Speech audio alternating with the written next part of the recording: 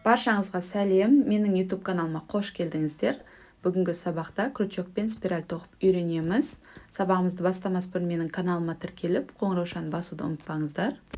Бұл спиральді ойыншықтарға және балалардың шапкасына қолдансаңыздар болады.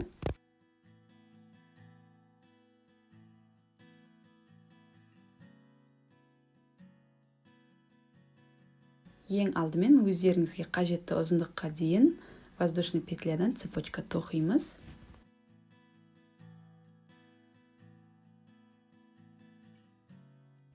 Міне бізде цепочка дайын.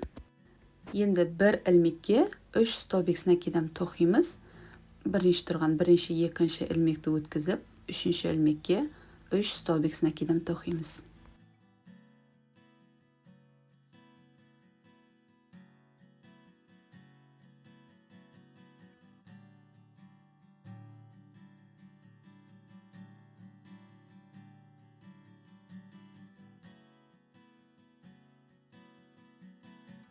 Міне бірінші ілмекті тоқып болдым. Енді тура осылай қатардың соңына дейін әрбір ілмекке 3 столбик с накидом тоқимыз. Сонда цепочкамыз орала бастайды.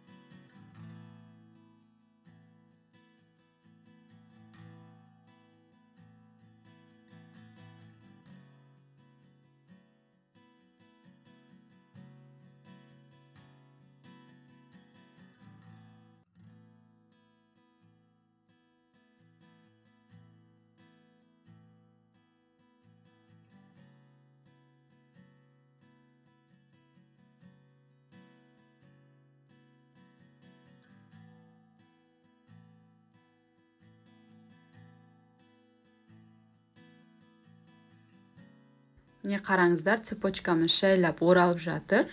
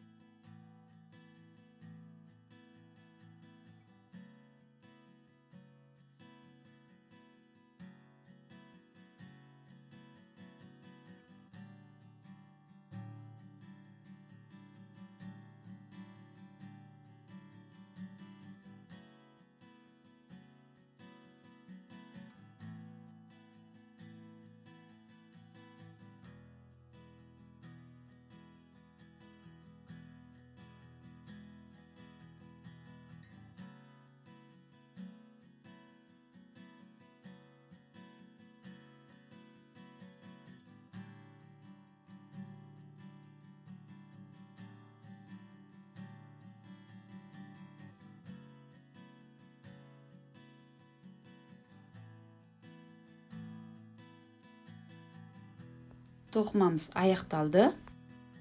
Енді артық жіптер көрінбес үшін тоқыманың ішіне қарай жасырып тоқимыз.